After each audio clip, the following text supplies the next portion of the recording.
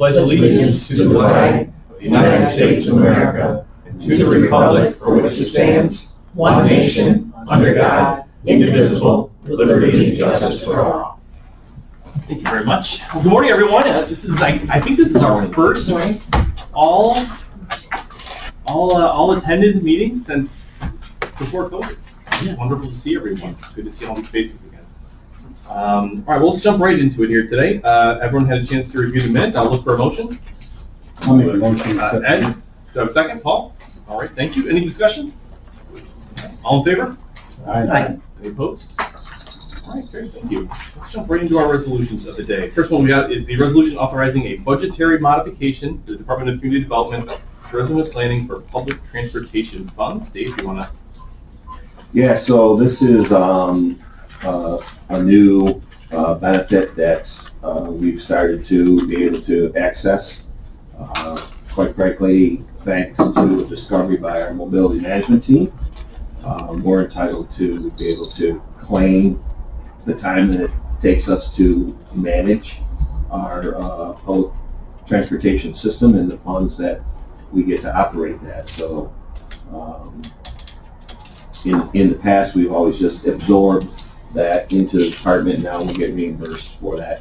This will go back in against our time, mine and two staff members, and just fall back in the general fund at the end of the year.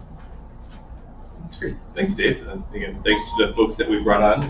We've had a lot of little wins of that group so far already, and I think the big win of putting together our plan. I just want to thank Mel again for helping to chair that committee and the folks specifically who we've hired to do that. It's been a good decision by this legislature, so appreciate that. Okay, motion from Roy, second. Was that a motion, Ed, or did you want a question? Second question. Okay, Ed, go ahead. Dave, this is retroactive to the beginning of the year? Yeah, this is for the first 6 months of 2021, and we'll, at the end of the year, we'll make another application and get the balance for this year. Same thing going forward. Whether we do it quarterly or semi-annually, doesn't really matter. Our money comes in quarterly generally. Is that expected to be something that we can plan going forward? That should that always be there, as far as we understand? Would that be something we can adjust? The dollar amount will change depending on the activity over that course of time. You know, this particular time we had a lot of things going on that were relative to planning around the COVID experience and making sure people were getting where they needed to go. So, and also it's dependent on the salaries of the various people who are involved in that. So, what reimbursement for? We will continue to access those funds. The dollar will change with each experience period. Okay, great, thank you. Any other questions for Dave? No. I'll look for a vote. All in favor? Aye. Aye. Any opposed? Great, carries. Thank you. Okay, 2, resolution awarding professional services contract. This is RFP number 21, CDBT 001, Brownfield Grant Application Implementation Assistance.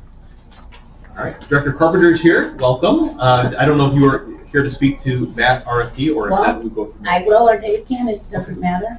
So, yeah, I do want to clarify something. The actual application by CNS there'll be no cost for that. This $50,000 was an approximate cost for like the next step, the work that they would do after the grant was awarded. Understood.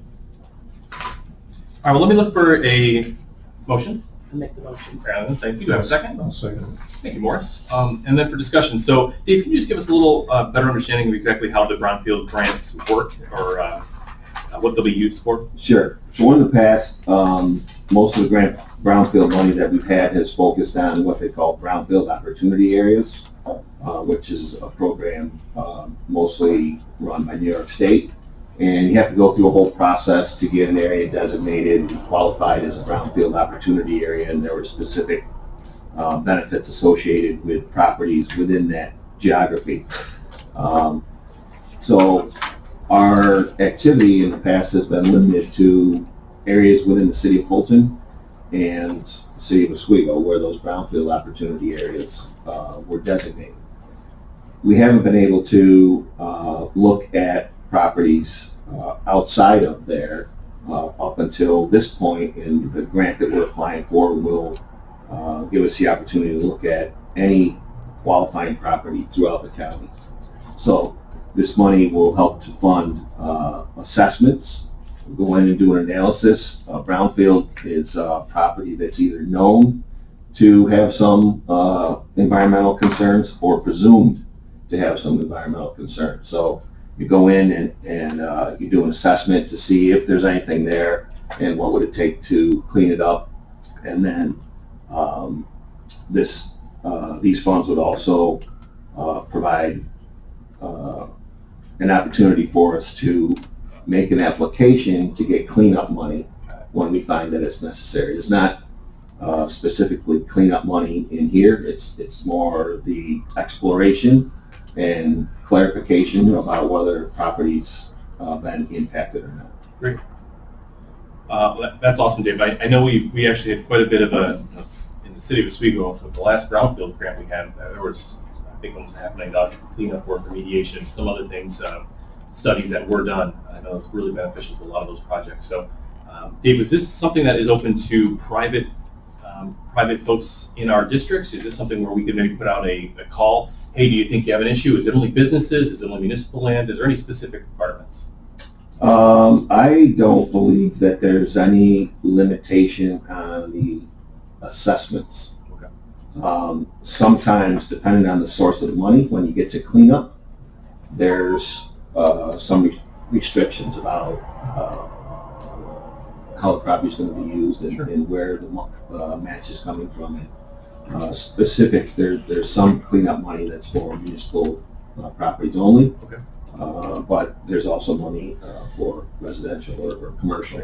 But the first step would be to really determine what the issue is. This is the important part, to Understood. figure out if there's something there and what it would take to actually clean it up. Sometimes it's just presumed that, well, this kind of business used to be there, there must be something wrong. Sure. And many times you find that there really wasn't. So this type of grant is good to solve the question up Sure. front and put people's mind at ease.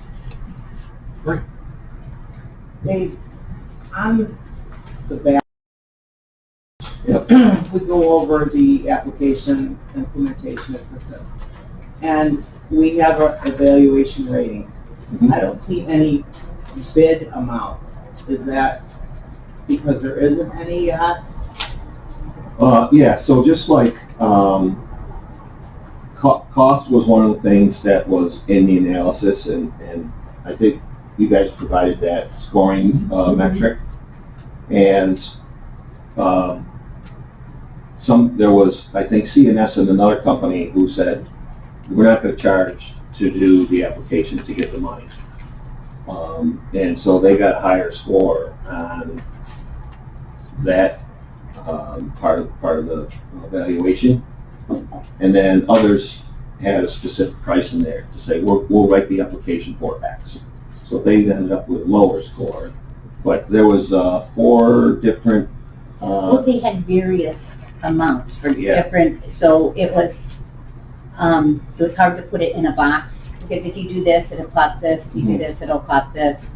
So it was all over, so we just went with how they scored it when they looked. I just want to say though, I find this somewhat convoluted and less transparent than a flat-out bid with a structured sentence as to what you want done. well, We're giving this bid mhm. and rating system, in my opinion, is a way of circumnavigating the globe of bidding. So when you're going for professional services, there's lots of ways to skin a cat. And you want experienced people to give you their thoughts on how they're going to address these things. And you want to compare experience a lot of times. Low bid isn't always the best. And you can talk to anybody who's seen school district projects over the years. I'm aware of that. So we did have, if you compared this page over here which is part of the evaluation, you'll see that we looked at experience and capabilities, their management staff, the business, how long they've been around, what have they done. Cost was also in there, and then there was a total. So in some cases, I'll just talk about experience and capabilities, and I don't see insurance or bond ratings as a list. they're pretty much standard. They're not going to vary too much. When we say you need this kind of insurance, they're going to provide it. Everybody's going to give us the same. So there was a definitive scope of work, and how they approached that scope of work was what we evaluated. And for example, under experience and capabilities, you could look at a company and said, well, we have 10 people who work on brownfield projects, and these 4 are going to work on yours. And this guy's in charge, and he's in Atlanta, and he's done brownfield work for 30 years for our company and other companies. And then he has 3 other people, and this guy's 1 year out of college, and this will be his first time doing brownfields. And this other young lady, she's been doing brownfield work for 3 years. So you take a look at the team and their experience and where they are. For example, there was one group, and I can't remember which one, but the whole team was based out of Albany. So every time we wanted to have those people here, we were paying for them to travel from Albany to Oswego. And so, that we would compare that as part of the cost, and then look at, well, this other team is all local. So we're going to spend less money paying for travel at hotels and meals than we would over here. So we try to give it a really comprehensive look, and not just say, here's our price, we're going to do your brownfield applications and the following work for X number of dollars, hourly charges for this guy, hourly charges for that guy. They're all over the board. For example, the lead person on a team might be valued at $160 an hour. And over here, their lead guy is at $100 an hour. And then they have 4 people under this guy, and they're all around $80 an hour. And this guy that's getting 160, he has 5 people under him, and they're all getting 150. Okay. So, I mean, it's really a lot of stuff to evaluate. I understand that, but does the evaluation committee change, or is it always the same for the year? So, How many people determine this total? okay, so this particular one, Brad Broadwell, he's been the CDA director of Fulton for about a year, but he's been involved in economic development work for many decades and has experience in brownfield and in other work. Karen, she's been doing the brownfield work. She's been the lead person for the county for as long as I've been here. And typically you have somebody, a manager or supervisor in the department who's aware of the scope of work, also part of the evaluation team. So depends on what you're doing. I wouldn't have Karen looking at an advertising bid for tourism people. I'd have people who are knowledgeable and experienced in that. So the evaluation team changes depending on what your bid process was. That actually is one of the questions that I know I've had in the past. Now that we do have the in-house purchasing office, I think it's a very fair request as legislators to say, can we be brought up to speed maybe when the RFP goes out? Because the one thing that isn't here is what did we ask for? Now with a bid, what we ask for is very specific. I want 10 apples, how much are you going to charge me? With an RFP, it's, I want some fruit, you're an expert, tell me what fruit I want, and then how much you're going to charge me for it. So I'm comfortable with, I think that this valuation comparison is better than I think I've seen on any RFP, to be honest with you, so I'm encouraged by this.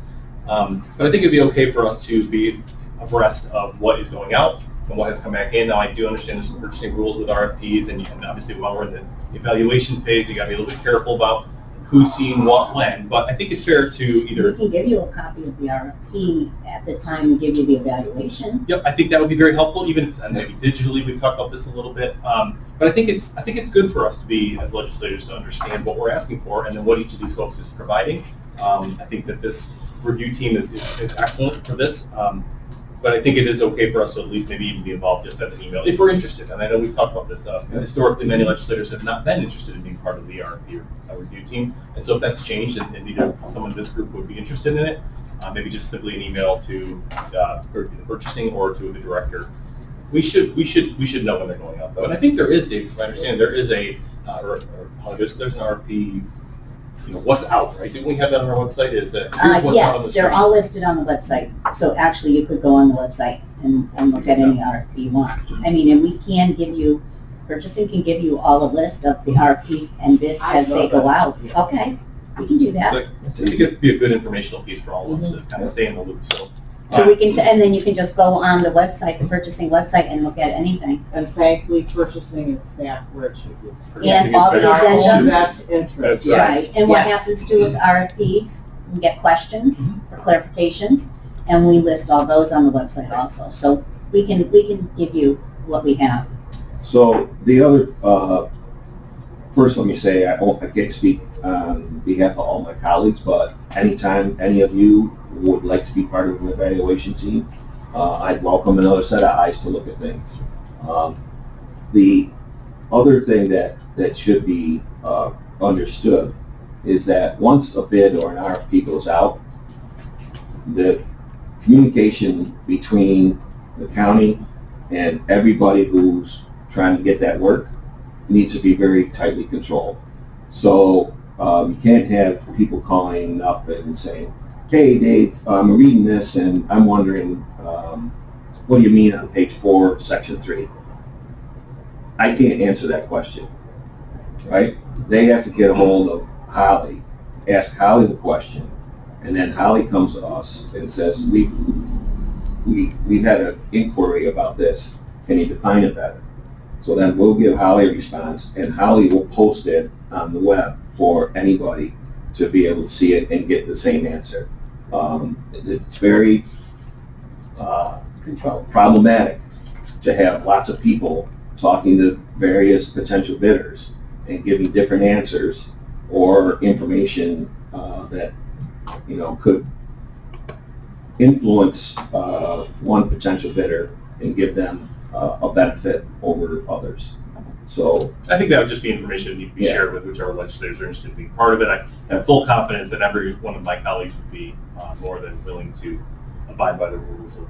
It's also procurement lobbying law. Sure. Right. Or state law, so there's Understood. reasons.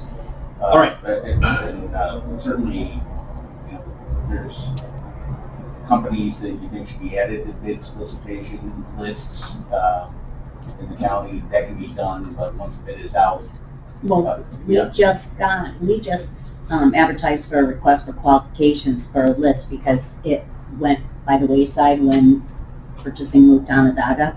So we just got in 20 or 25 Right, but we're sending bids to, 4 Right. plumbing firms in the county, and we both looked one that's also equally qualified. Well, we have to update all these lists. These are all prior to Onondaga County, or Right. pre-Onondaga County, so that's what we're working on right now. So I mean, the procurement lobbying law restrictions are there for many valid reasons, including the fact that if one poser or bidder has a question, that it goes out to all of them. So if we made a mistake in a measurement and a specification that we're advertising, this doesn't add up. They run it through purchasing checks with the engineer or architect, issue a revision, send it back out to everyone. All right, excellent. Any other questions? It's a great discussion, especially with obviously purchasing coming in-house and being here, the answers. Any other questions with this one specifically? I just like to add that, this was our first experience working with Holly's team, and we're very pleased with the process and assistance that we had from them. That is what I keep hearing. So. All right, if no further discussion, I'll look for a vote. All in favor? Aye. Any opposed? Great, thank you. And Dave, when this information does come available, is there something that your department can do to kind of help either us get it out to those who may be interested? If there's some specific areas that we know about in our districts, that we could funnel them to you or reference you. I don't know, is it going to be a competitive process? Do you know, will there be an application? Or is that all to be determined? If we're awarded the Brownfield grant, Yeah, you'll certainly be, well, you'll be notified that we want to accept. Sure. You know, authorization to accept and disperse the funds typically. Budget modification could go with it, so you'll be notified via that process. But will there be some sort of internal administrative process of getting the information out so that we can cast the net and make sure we know? I'm assuming there's some areas that we already know about outside of the two cities, if that's really been the original. Probably will, I would think, if we're awarded that, we'll have some kind of press release so that the public will be aware that, you know, there's money available for this, these activities. So anybody can apply? I mean, to get some money? So okay. So Dave, this is outside the BOA, the Brownfield Yeah, area? this is countywide. Wide open, okay. Yeah. Okay, that's a great opportunity. Okay, let's jump on to Resolution EP3. This is a resolution of the county legislature of the County of Oswego approving the Oswego County Civic Facilities Corporation refunding revenue bond series 2021 for the Oswego School District Public Library Project. It says to issue in an aggregate principal amount not to exceed $5 million. Well, I would defer to Mike Treadwell and Rich Mitchell on this. Great. Why don't we start? Well, gentlemen, whoever wants to start Well, speaking to it. Could I just jump in and give a little background? Yeah, great. On this? So you don't know, Director Treadwell is here. From Rich the talk IDA. about the legal stuff. Back in prior to 2010, IDAs permitted by the state to issue civic facility bonds. Now, civic facility bonds are restricted tax-exempt bonds to finance 501c3 projects. That's all civic facility bonds can do. The IDA historically did many millions of dollars in civic facility bonds for Oswego Hospital, nursing homes, assisted living facilities, OCO, but in 2010, the state, in its wisdom, elected to eliminate that authority from IDAs and prevented IDAs from issuing civic facility bonds. To address that, the county in 2010 approved establishing the Civic Facility Corporation, which is a 14 under not-for-profit law 1411, whereby that abilities could continue in Oswego County. And a board was appointed by the county for that Civic Facility Corporation. What transpired from an economic standpoint was that civic facility bonds is debt. Low interest debt, but it's debt. The state of New York, in its Department of Health particularly, started financing hospitals and nursing homes with grant money, which created no demand for civic facility bonds. I think that was done for several reasons, but what transpired was that the Civic Facility Corporation basically, when it was established in 2010, had no activity. We continue to file, as required, the parish report with the state for the Civic Facility Corporation. But it had no activity, and that's the way it's been reported in Paris. Now, recently, mid-year this year, the IDA was approached by the library because we issued $6 million in bonds to the library. The IDA did back in 2006, as referenced in that resolution. But the corporation issued the bonds on getting it. Right. Yeah, for the civic facility. Well, not then. Those bonds were issued by the IDA in 2006. That's the 2006 bonds was issued by the County of Oswego Industrial Development Agency. So that was prior to when the state took away the ability for the IDA. Right. That was in 2010. These bonds were issued in 2006. Those were the last bonds that the IDA issued. The 6 million, okay. And those bonds continue to be in existence. The thing that drove the library inquiring about refinancing those bonds. The lawyers call it refunding the bonds, but it's technically refinancing the bonds, paying them off and issuing new bonds, is that interest rates between 2006 and now are about half. So it would save the library about $500,000 over the term of the bonds to have it refi. So that's where we are now. The IDA can't do that, but we had this facility corporation created, but it's been dormant. So there needs to be, and Rich can address that, there needs to be action in terms of breathing life back into the Civic Facility Corporation where it can issue the bonds. The urgency in this process, however, is obviously no one knows what's going to happen with interest rates and inflation and stuff. They're trying to get this closed as soon as possible, hopefully this year. And so that's kind of put the foot to the pedal in terms of trying to move this along. So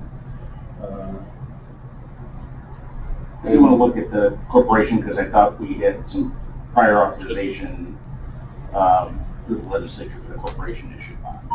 But be that as it may, the corporation's been dormant. This county is the sole member of the corporation acting through the legislature. It retains the right to appoint the board, appoint the initial directors, 2 of whom are the treasurer and the county administrator. And due to passage of time, the directors, there are only 2 original directors remaining on the board. So put the band back together before they go on tour. There's a resolution reappointing or appointing directors that actually probably should be before this one. And that would reconstitute that Civic Facility Corporation Board of Directors so that they can act. On the resolution before you, the date of the public hearing publication notice is blank. That will have to be added at the time it goes to the legislature, full legislature for adoption. And we're speaking with Bartley Damon, who is representing the corporation.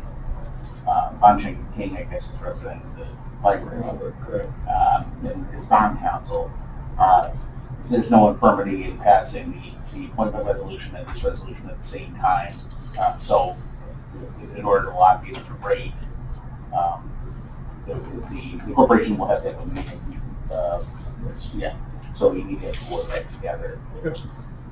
And the public hearing notices will be in the post standard. I don't know exact what date, but the public hearing will be scheduled the day before the legislature will be Are we required to post on the bell 13th. times? On the 13th.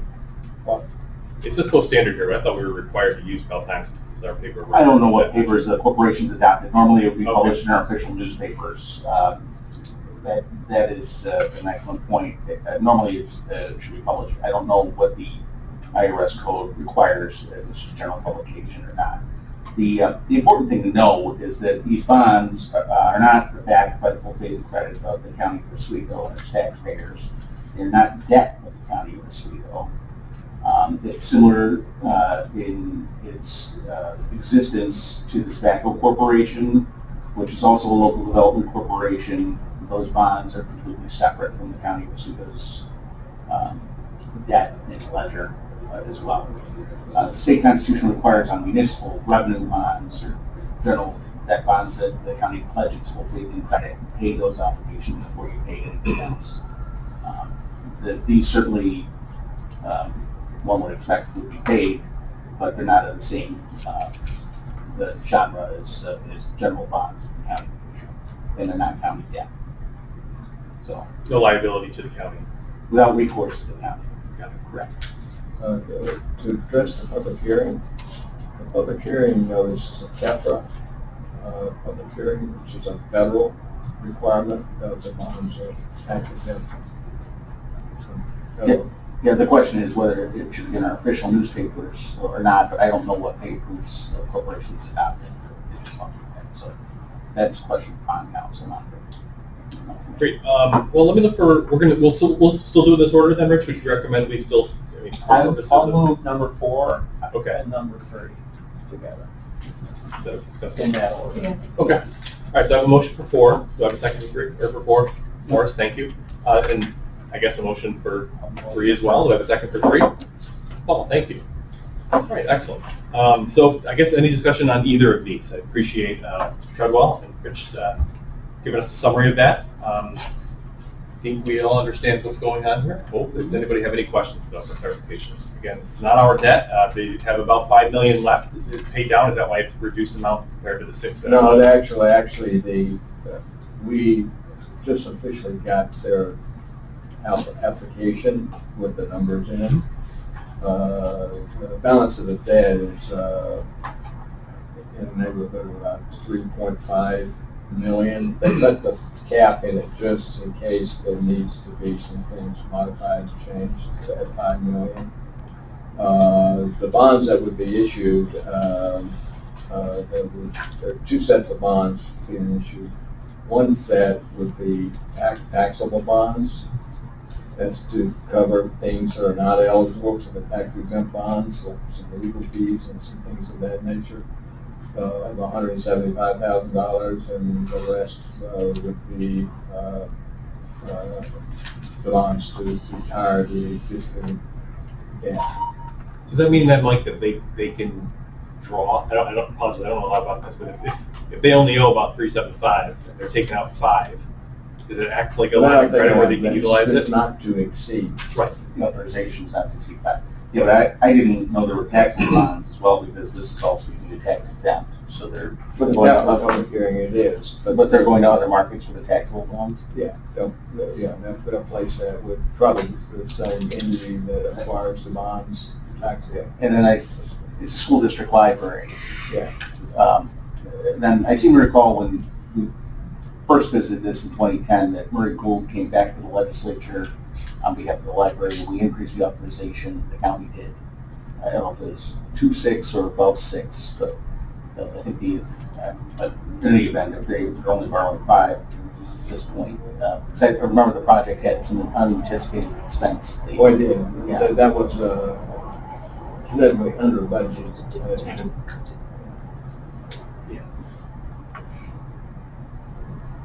So the tax exempt, the taxable bonds are not through the Civic Facilities Corporation. Oh, they will be. They'll just be taxable. But it's on $175,000. That will be through the Civic Facility Corporation. We had the same thing with several different projects. We had a project with the Seneca Hill Nursing Home, where they had some taxable bonds and tax exempt bonds, and they all went through the IDA. Forgive me, this was new to me last week. Why don't we do- let me ask you this. I would move these forward. This was Okay. new to me last week. I spoke to, Yep. we learned about it rarely, Barclay Damon just got that detail too, Well, in terms of the. Either way, we're going to need to reconstitute the board. Either way, we're going to need to do the public. Right, I just got a Work on it. question about, Yeah. because all the conversation's been on tax exempt Understood. bonds so far, so I can follow up with that. Okay. So let's, if I could, let's work. Let's do resolution number 4 right now, EP4, which constitutes the board. Which obviously we need to do that regardless of anything else. Historically, that board has been somewhat mirroring the IDA board, again because of the intention of the original IDA. The article of incorporation and the bylaws approved by the legislature say they may be, but need not be the same as the IDA board, except for the 2 charter and planning commission. So the names that were put forward here are the majority of the IDA board and the County Administrator Phil Church and the County Treasurer Kevin Gardner, as is. And we need to substitute the resolution because Mr. Kells is being replaced by Yes. Mr. Trimble. So we've got an amended EP4 here that includes the names Gary Toth, who is the chair of the NIDA, Nick Canali, who is the vice chair of the IDA, Leonard Schick, who is the secretary treasurer of the IDA, Barry Trimble, IDA member, Tim Stahl, that guy, treasurer Kevin Gardner, and Philip Church, county administrator. So those are the names that are being put forward, somewhat mirroring this group. Again, you remember this board has not been used ever, I guess, at this point. So this is An annual meeting, right. it's been more de facto than de jure. They've existed, but not really because the legislature, anything. And outside of this refinancing, like, would you agree that there's no reason to expect a sudden influx in interest in this program or this corporation? Well, one never knows. I mean, we did have conversations several times during this period of time with Oswego County Opportunities with their 501c3. And the IDA financed their administrative office building in Fulton with a civic facility bond a number of years ago. I mean, they could be opportunities if it's brick and mortar type of projects. You don't typically only use civic facility bonds for anything other than brick and mortar and equipment and such. There could be the possibility of a civic facility bond with like a YMCA project if there were a new one being built somewhere. So it gives a few more tools for development. So again, there's value in having it. Made a hell of a holiday party. All right. Any further discussion on the board members or the idea of having to appoint a board, reappoint a board? All right. All in favor? Aye. Aye. Am I okay to say aye? My name is in this list. Should I abstain? I will abstain. All right. Any opposed? Thank you. All right. So, and then we'll go back to 3 here. The expectation, Rich, then is there probably some sort of amendment to 3, or do you feel?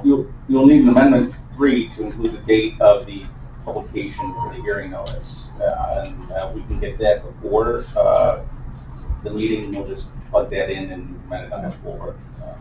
So everybody understands the need for 3. This is essentially setting the notice that is required. So any further discussion there? We would be required to submit minutes of the public hearing to the county before the 14th. Okay, excellent. Thank you. Okay. Any further discussion? If not, we'll look for a vote. All in favor? Aye. Any opposed? Carries. Great. Thank you, everyone. Thank you. We got through that one good. All right. So that is it for resolutions for today. Mike, do you want to give your updates for us as long as you're already at the table? Is that all right? You want to jump right to you? Anything in Operation Oswego County or IDA side you want to chat? Rich? Well, there's a third round of CFA applications that were due last week. This is only and solely for Empire State Development funding. There's been 2 rounds to date. There have been 27 total applications submitted to ESDC funding, which is fairly low for a regional council round. So we don't know what's going to come down the pipe. We will be meeting, the scoring committee will be meeting to revisit those round 3 apps on the 13th. At the same time, the presentations for the DRI, because there is a round 5 of the DRI, that's going to be downtown revitalization. We're the only county that has 2 winners in that. In this round, there is no applications from any community in Oswego County for submitting. There's 5 apps in, 2 from Madison County, 2 from Onondaga. I don't know what's Onondaga or where's Homer? That's Cortland. Yeah. So the apps right now is Oneida, City of Oneida, Syracuse, which is been in it for 4 years now. And there's Casanova, Homer, and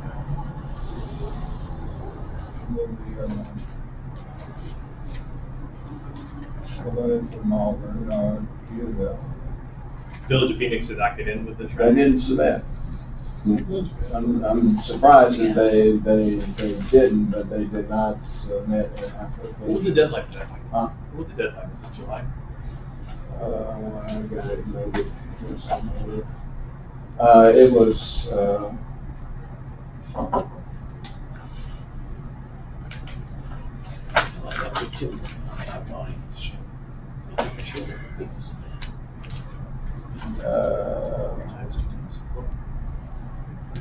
Oregon Alternative Mass is Hamilton. It's very common for the application to come from community schools. It's been pretty much a common thing. September 15th was the deadline. Mike, when you said there were 27 applications, is that to date? Is that all 3 rounds? Is That's that, all for the ESD. Right. I mean, there's 133 for the other CFA programs. no, so for ESD for all 3 rounds, is it 27? No, I don't know how many is going to submit in round 3. Those were the first round 10, second round 17. All right, great. Any questions for Mike? Good morning. We had a request, this particular one from Alaska, to adopt this C-PACE financing program. I sent a copy over to your office to get your opinion on it, as you are our right hand in economic development and financing. Have you guys had a chance to look at this? I sent this over to Karen to get a recommendation. I haven't seen it. No, I haven't seen it. I mean, probably Kevin or Austin has probably seen it. All right. I can resend it. I just, I've looked into it. We have a lot of financial institutions that can lend money in Oswego County. I'm a little hesitant to, anybody can borrow money wherever they want to, but I'm a little hesitant to back a program, open up the door for a bunch of wolves to come into it. Comment? The mayor of Pulaski had written the chairman a letter regarding that, and I believe I drafted a response for the chair to send on that. We had met, Dave, myself, and I'm not sure if the treasurer was at the meeting with CPA several years ago, and where the city of Oswego has signed on. One of the things that they require as far as participation is local law that subordinates tax liens. And that becomes problematic when the county levies tax liens in the village by way of foreclosures, because the financing mechanism, the benefit assessment basically is what was created. And the language they were not willing to move on when we initially met with them. And I was concerned that it would create issues with our tax foreclosure in run process. So the city signed on. They presumably did a local law. The city foreclosures on properties that have directly benefit assessments, they can cut off everything except for the benefit assessment for the C-PACE improvement. And any sale will be subject to those assessments. Now, the county, it has county delinquent liens on it, and it's also a city benefit assessment. The county can foreclose that and cut it off and sell it lock, stock, and barrel. So, because we re-levy village tax and make them whole, there needs to be a little bit further review of this, because it just, we've run into enough stuff with mortgage, tax foreclosures, as it is right now with bankruptcies and DSS liens and other things. So that was one of the reasons. And then access to markets for credit, and money is cheap now. So the questions why we need to Good. do that. My flag was warranted that day. Yeah, years ago, Phoenix asked for the same thing, and that's when we first met with these folks to talk and learn a little bit more about it. And Rich had identified it as somewhat problematic at that time. And you're correct, access to money and the cost of money now is much lower. So the benefit of this has been somewhat diminished over the period of time. But And also other incentives and tax credits for winterization or energy efficiency. yeah, and this is specifically only for energy efficiency program on commercial buildings. So it's not, you know, it's a limited scope of where the money can go, and it's got several concerns that Rich has brought up. That's what I think Madison County signed on, and what their literature said, in one other county. But I don't know if they do Article 11 tax foreclosure or not. Yeah. Thank you. Good. Mike, anything else you want to bring forward? I know it's been a pretty active couple months here.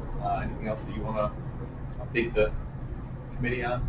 Either IDA, Oswego County, any other movings and I was shakings? just talking to Marie about an expansion of kind of one of my little pet projects right now is a veterinary hospital down in Central Square, Island Animal Hospital, owned by a local.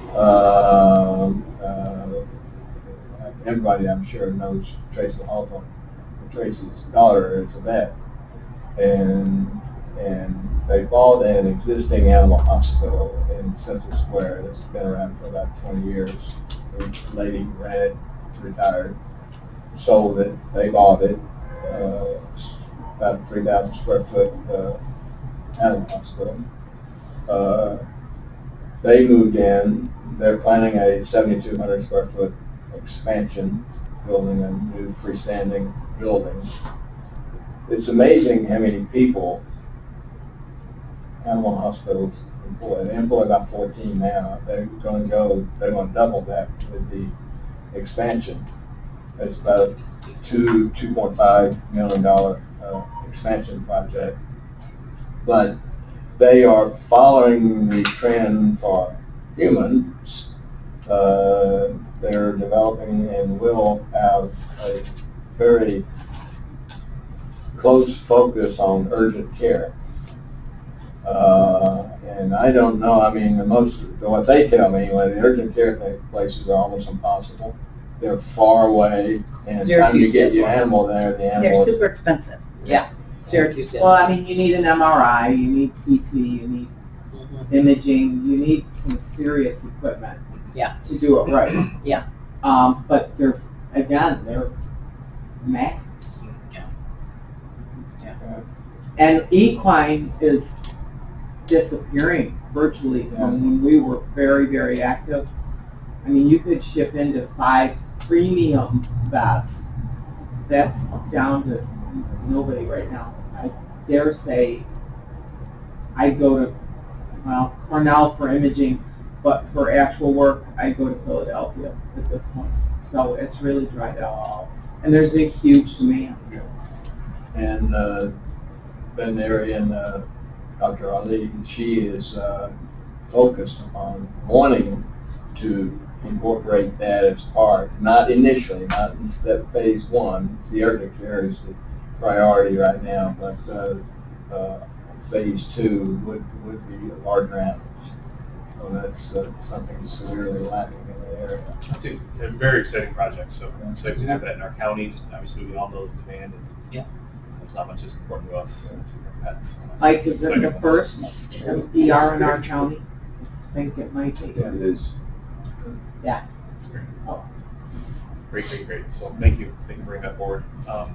Anything else, Mike? No. Okay, any questions for Mike? Thank you, Mike. Appreciate it.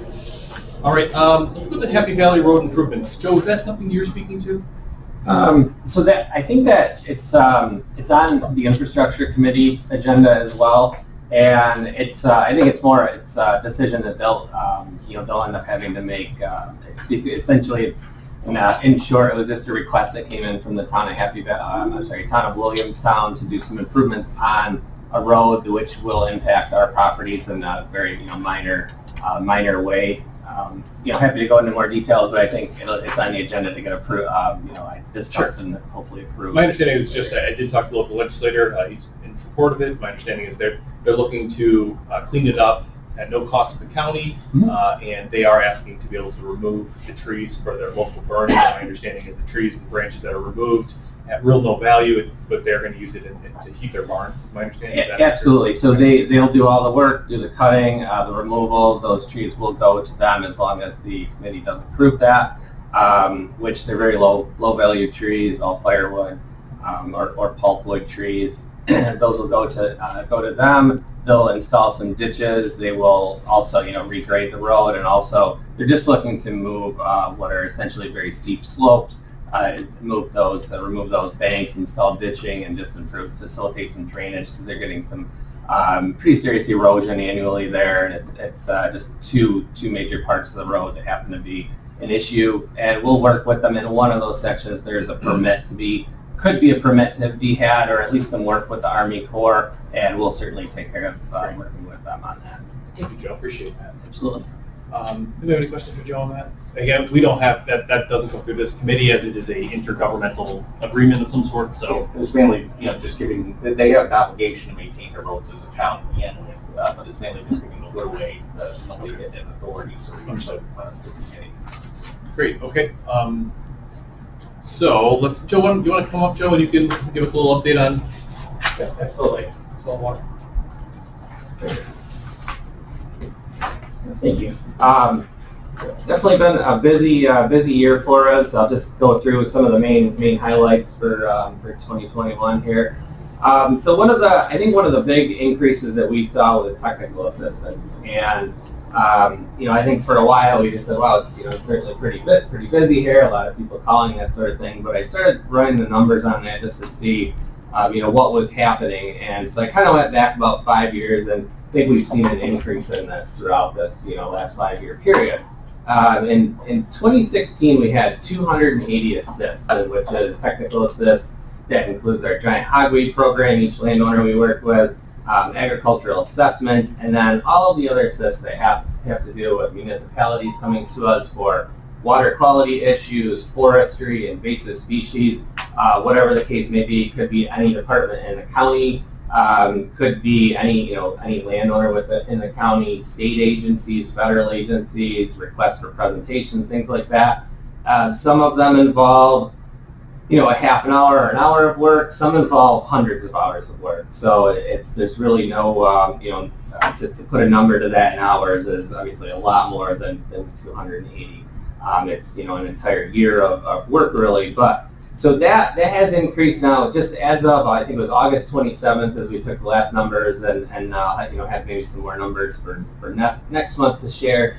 But it's actually over 400 right now in this year. So we've seen a significant increase in that. Just an increase in the level of assistance as well. My guess is it'll probably be close to 500, if not more than that this year. So not quite doubled, but pretty close to that. A very, very high percentage increase.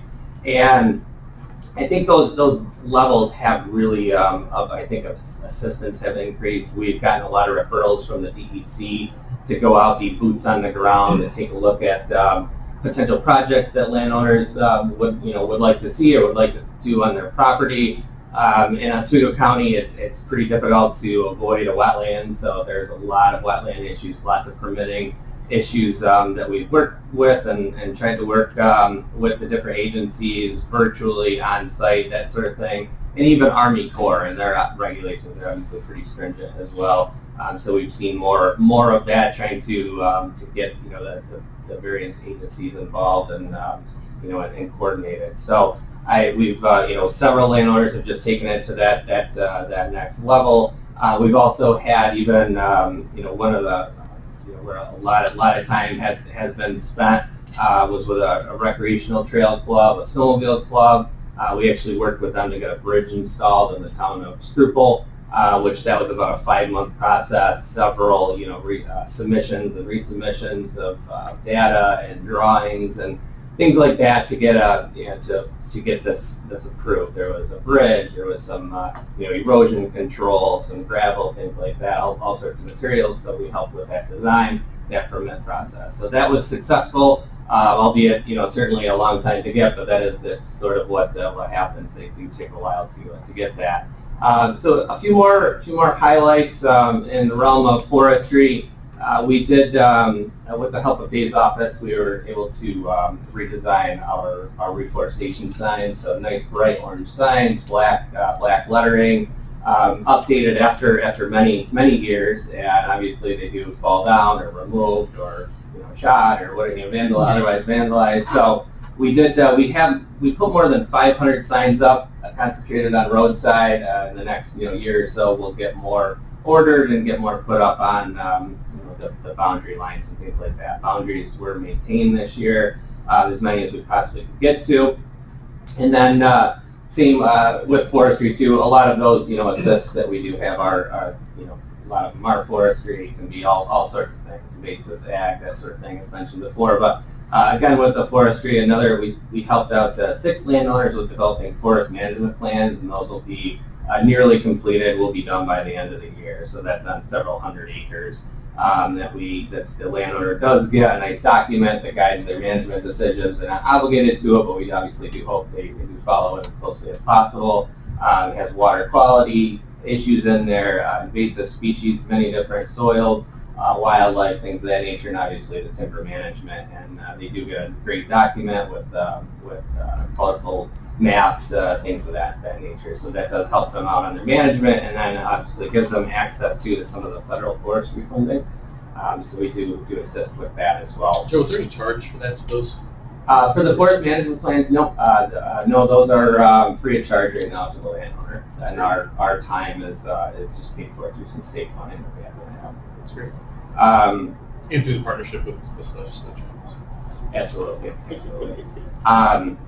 And also, let's see here, and beyond that, we have a couple landowners that we have worked with too, that we've taken that management planning a little bit further and done some implementation as far as laying out different practices, and those are all mostly federally funded through the EQIP program or Conservation Stewardship Program.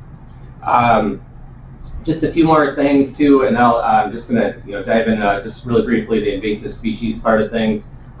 In the agricultural realm, by the end of the year, there should be 3 farms that have had best management practices installed on them, which is a cost share program. We have also assistance just in general drainage and things like that, which is really big deal this year for obvious reasons. Lots of rain this year. Same with our just bouncing around here into our EEE program. We do make the dump kits available, herbicide kits. And those were very popular this year, obviously because of all the rain, a much higher mosquito population, and those really did. We make those available outside of our office. Next year, I think we'll dive back into in making those available countywide as far as different facilities, primarily the municipality. So we've done that in the past. This year, we made those available on a walk-up basis right outside of our office. They were available all hours, really. Joe, where is your office located again? It's right on Route 3 next to the Bristol landfill. So that was a popular program. We're also working on another program with the New York State DEC. Is we're installing a boardwalk over the dunes at the Deer Creek Marsh Management Area, and we're this close now to implementation. We've been working on this a couple of years. We finally have engineered designs. Those have been submitted for permitting, and now it's just a permitting process. We're waiting for approval from New York State DEC, Army Corps. My guess is that it won't happen soon enough to get it in this year, but implementation should start next year. We have some soil borings that we have to take after or just before the work is done. It's a very nice design, nice helical piles that will be in the dunes and things like that, and it's supposed to facilitate movement of equipment so they can maintain different areas on that management area without destroying the dunes. So that's a great project we're working on. Another one that we're working on too we've been going through the Human Services Committee is the hemlock woolly adelgid treatments. For those of you who don't know, obviously a small insect that does cause the death of the mortality of hemlocks, and that's a pretty major species around here. It does cause that mortality in about a 10-year increment, but it was found earlier this year at three different county properties. Two of them being the county park, so Camp Hollis and Independence Park property. We participated earlier in the year in a survey, found out it was pretty significant there. There was a pretty high percentage of infestation, and we've now been working with the Youth Bureau in the Human Services Committee to get approved to do some treatments on there. So we're now coordinating that. We're going with Onondaga County Soil and Water. We partnered with them. They have someone on staff that's qualified to do the treatments. And so we're pretty close to, within the next 2 weeks, we should get a treatment done on about 100 trees, and we have quite a few to go. But unfortunately, there was some wetland issues in that area, and so we'll have to just continue that treatment and do some next year as well to get that treated, and that's about a 5-year control window. So hopefully we can get that under control and not lose all the hemlocks there. That would create quite a maintenance issue, I think.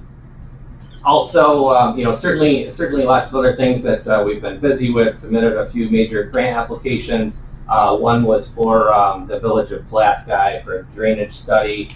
We submitted a CFA, and so we're hopeful to get that and to help out with an engineer bid and get a drainage study done to get some improvements on some of the issues that they're having up that way. And now, just real quick on the invasive species. Everybody knows our two major ones, the giant hogweed. That's the plant that when you get the sap onto your skin, it causes hypersensitivity to sunlight and causes really severe burns. So that one has always gotten quite a bit of funding. We switched to primarily state funding to get the actual implementation on the ground for that as of lately. But we coordinated with the New York State DEC, and they maintain a database for us. We had 71 sites that we were in charge of in total in Oswego County. Those are primarily located from Mexico over to the western boundary of our county. Hannibal, Oswego, those are the major towns that primarily these sites are located in. We monitored a little over 50 of those sites, and we go to those actually several times throughout the season. We map out where the giant hogweed is, work with a contractor to get these treated, and I think there was 24 sites that were treated. Some of those multiple times because some are very large, where they're up to 1,000 plants or something of that sort. But we are definitely seeing control on these, a lot less presence than there has been in the past. So we're definitely seeing a decline in the hogweed. Unfortunately, it does spread very easily. So there's always a couple new sites, but that just seems to be the way it is. And hopefully we find those small and we can catch those small and obviously treat them. And then in regards to the water chestnut, we have really two aspects to that program: our herbicide treatments and our hand pulling. As far as the herbicide, we conducted a bid, and these are done pretty early in the year, January and February. From that time on, the permitting process starts with the New York State DEC. It's a pretty quick process with the Canal Corps, but the DEC one does take certainly some time. That involves, obviously, coordination between our office and it was Chase Enterprises, the contractor that was chosen this year. Worked with them throughout that time period, and obviously you're looking at about July for the treatment. So we start that pretty early. In that time period, we do have to notify around 500 individuals. It varies each year, but for the most part, it can be 500 to 700 or 800 individuals that we notify. Those are all riparian landowners. They each get a notice, and we say, send those out via mail. After that, it starts a 21-day or 22-day comment period, and this year that certainly went without a hitch. Although when we did get to the treatments, that was scheduled for the week of July 19th, and unfortunately the river was closed by the Canal Corps this year for about 2 weeks, and that definitely impacted our season. As once you identify your dates, you can give a 1-week window max, and each person, if say we delay that by 1 week, we actually have to re-notify all 500 people. So with that said, we were trying to, unfortunately this was crystal ball type of type decisions, and we didn't know when that river would be open. We did as much research as possible, but we had some as much information as we could tell would be open by the end of the month, which was very very close. So we did have a follow-up treatment date on there of the week of August 9th, so that's what we went with to avoid the re-notification, or a potential closure, which we were told was possible because of all the rain this year. So we did end up treating on the week of August 9th. We did know that was not enough time in the season for a follow-up treatment. It was enough enough time to interrupt the seed cycle, which is really, that's the main goal. We just want to stop those seeds from being matured and viable, and that's what we did to the best of our ability. So the contractor did make some modifications to their nozzles to spray the back of the boat, because we've all seen what happens. You see some green stripes, and that's from the boat going down displaces the weed underwater, and that herbicide doesn't have good contact. So that was kept to a minimum. It did happen, but overall, very successful treatments. Discolored plants, they were breaking apart when we viewed them and took some photos and such. So that was good treatment and the best that it could be this year. And then obviously we do have our hand pulling program. We hired 4 college interns. We reduced that from past years when we were hiring. We still had the 50% occupation of a confined space. So actually just the vehicle, the transportation were an issue. So we used to have 7 interns. We went down to 4 just because of that reason, just because of the vehicle occupancy. But obviously that changed. We just didn't have enough time to react to that. So we had the 4 interns out of canoes. The first week is all training, and then from that point on, they're very productive. The hand pulling, they pulled about 14,000 pounds this year. Monitored, mapped 3 different water bodies. And one of the hurdles that we had is this year, for almost every site that we hand pull at, we actually need a wetland permit now. And we average about 2 months, maybe 2.5 months to get one. So we were really scrambling. We actually got those in hand probably the day the program started, to be honest with you. So we did get it in time, but we know now for next year we have several other water bodies we have to get those for, and they require a high amount of input and a lot of hours of our staff time. So as far as the program as a whole, definitely did the best that we could. The river was closed for about 10 days, so we had to bounce them around to other water bodies. We couldn't have them on the river. And for next year, we do have some things we're working on. We would like to get a section of our website up that has some frequently asked questions of the program, because we do get quite a few calls on this.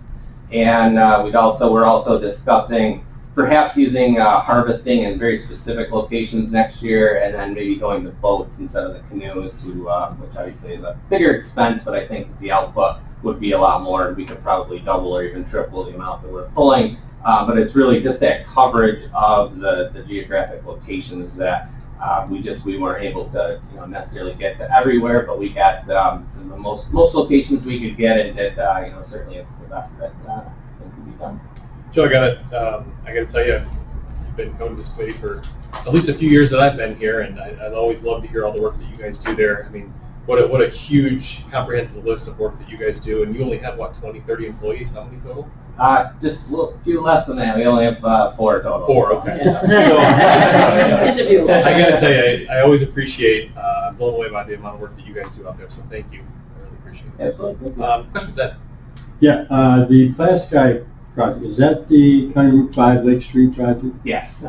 Could, when you get time, just shoot me an email and I want to keep that one landowner up to date that is on the north side there. She gave us special permission to be able to get Okay, yep, absolutely. Yep, I can certainly do that.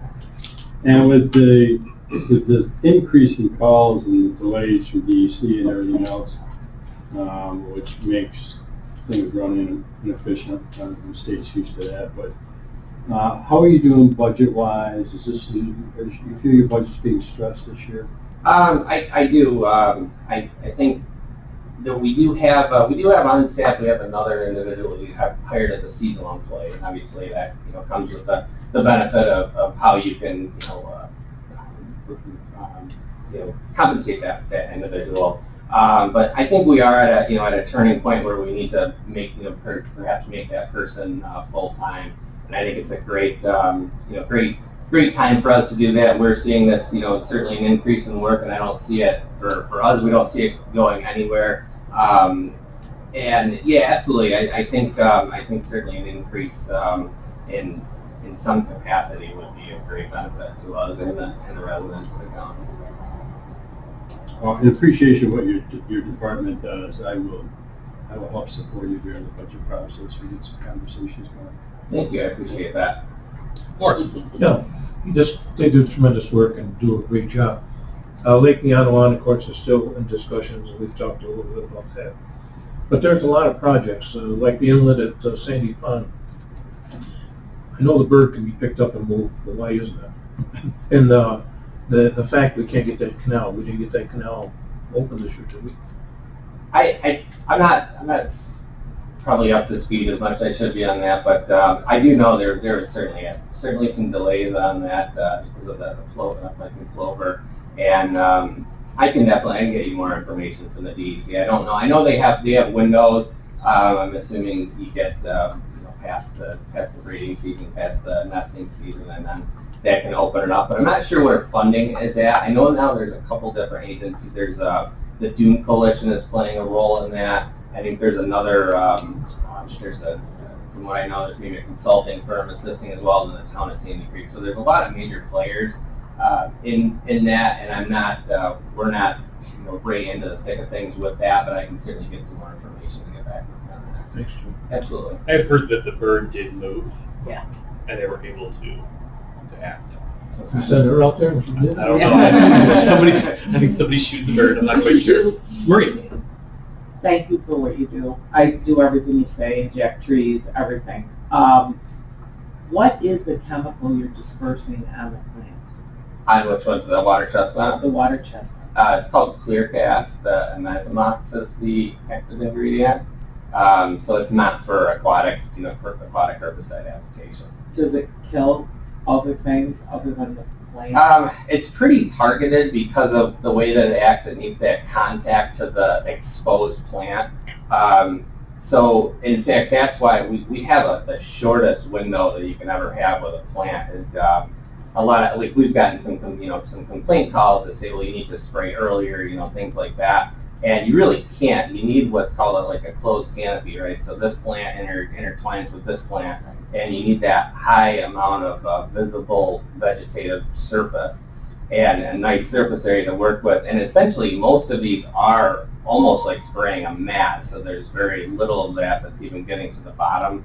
The majority of it is staying right on top of that plant, dries within half an hour, and then it adheres to that. Obviously, from there it goes into it. Do the seeds, are they produced from a flower head? So they're in this. The water chestnut looks like it's called a rosette, and inside, underneath the actual, it's on the stem itself is where those seeds form. So there's what you can have is you can actually have one main stem of the plant. You can actually have up to 5 rosettes off from that, and then each rosette can have 3 to 5 seeds. So that's why it's so prolific. But no, it's not. There's very inconspicuous flowers, and that are I've only seen them just a couple times. They're white. They're only out for just a few days, and but no, as far as they're underneath the plant, and they're underneath the water, and then they're the spot. I'm sure we've all seen them. Very spiny when they do mature. They're green during the growing season, and then they turn to brownish black at the end. We can all go out and do it. I did it this spring. It's a lot of fun. You step on one of those things? Oh yeah, they look like they're alien seeds. It's good. Did you do it It's from a a boat? second. We did it from a canoe. I did it with a crew from Cornell, I think. Did they have a beer on the other hand? I did not have beer until later. That's because I got a lot of sun. No, it was really good. Really, that crew was good. I don't understand how you could do it from a boat though, because you got to be close to the water to. Yeah, yes, you get a Like a john boat. You have to get a flat bottom boat. Yeah. And Onondaga County has one, and I've we have the same problems that they do, and so we work a lot collaboratively on this sort of thing. We've met up at the Three Rivers area this year to do that, and so they are. It's not as easy as perhaps a canoe, because obviously you can kind of rock that and get closer to the water, but it's just the distance that we have to travel is it depends on where you can get. We obviously we have a lot of private landowners that we rely on. We're Yeah, very we thankful paddled for 2 that. miles just to get to the place where we. Yep, and that could be, an hour of paddling or more, and then you could decrease that by, probably by 50 minutes. Could you pull from a kayak? Oh, yeah, the kids all had kayaks. My wife and I had a canoe. Well, I mean, you'd have to have somewhere to throw it all on, I understand that, but. Yeah, they had, well, a lot of the kayaks have like an open, a place to put gear. But they'll just pile it right inside the towel too. How many pounds did you say was total? We took 14,000 with by hand. You could I think you could probably double it or more, even triple it with with the bow. The way to get high volume, 100 ton, or 100,000 pounds or something like that would be mechanical harvesting, but that does significantly increase the cost. That could be up to $2,000 an acre. And for us, the funding isn't there to do the entire. We have about 140. Well, there's about 120 acres actually treated. So if you were to do that, you'd be talking $250,000 or more dollars. And right now, for us, the funding isn't there in that level at least. Does Syracuse University have anything in their program? Specifically ESF or Yeah. not that I'm aware of. I mean, we certainly have had dealings with other aspects of conservation, but not necessarily this. I'm not sure. I could definitely look into that. There are some other organizations who are looking into maybe some extra funding, but it's sort of, we don't see any huge funding source. So a lot of them I've tried, and within the first 5 questions of is this a new infestation, you're eliminated from funding. So we've met some brick walls on that, I think. But we do see some other small funding sources, but it's nothing that's, you could put, it depends on what you want to do on this river. You can put $500,000 a year into it if you want, or you can put, just depends on what level of. Joe, is the harvester you're talking about, is that similar to the seaweed harvester the city has, or is that completely separate?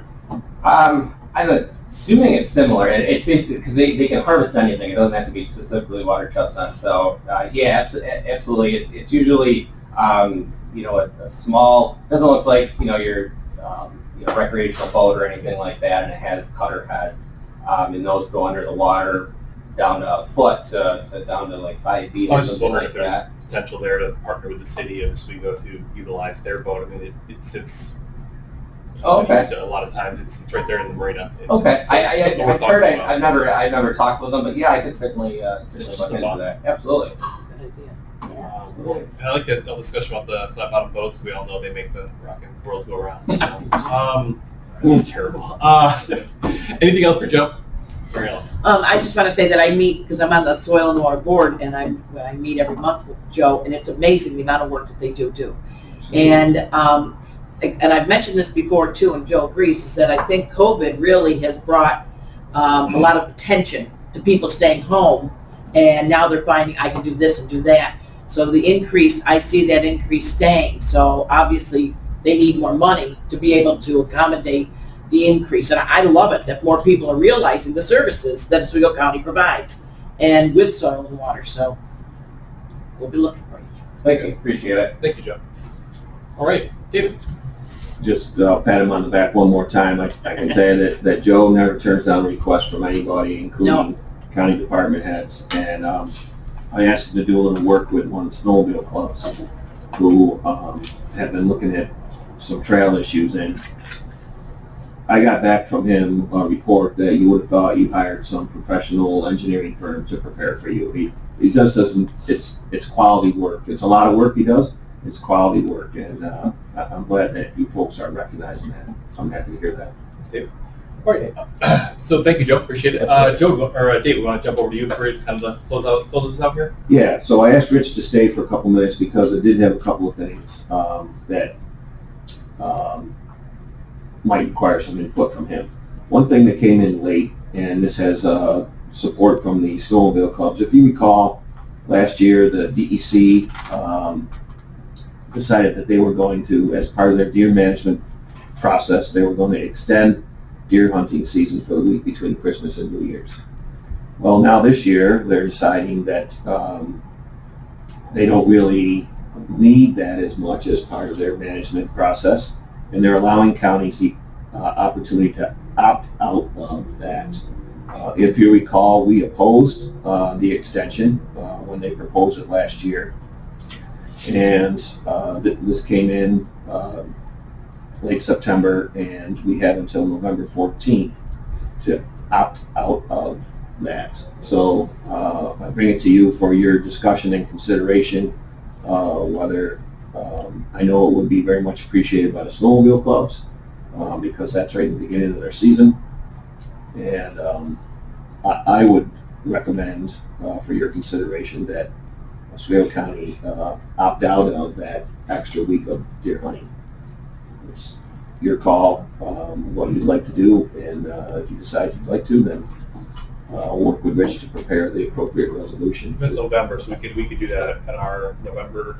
Well, Well, I seem to recall that my email on this today was that they wanted a local law every year opting out. It wasn't a one-time deal. Okay. So Yeah. they're really discouraging opting out. They're making it a pain in the neck. And then you got the hunter contingent that's on snowmobiles that are really conflicted on. Well, that's kind of where I was going to go. Do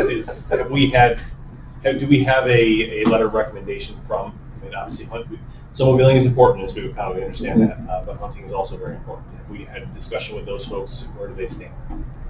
I haven't heard from the Sportsman's Association, but I can check with Chuck Parker. I know you will have very shortly a letter from the snowmobile. The other thing is I didn't know if that passed, because when we initially looked at it, it had not been passed in the local, the state law. So if we have to do a local law, which seems to be my recollection, we'll have to set up a notice of public hearing and a law for next week if we pass. The hearing has to be before the 14th. Didn't they reduce the time though? Last year it was like 2 weeks or 3 weeks. This year it's only supposed to be between Christmas and New Year's. I don't think there was, I think it was only 1 week to start with, just between Christmas and New Year's. But last year it was more. And that was what the concern of the snowmobile clubs were. I don't recall that the time period changed. I seem to recall it was 1 week.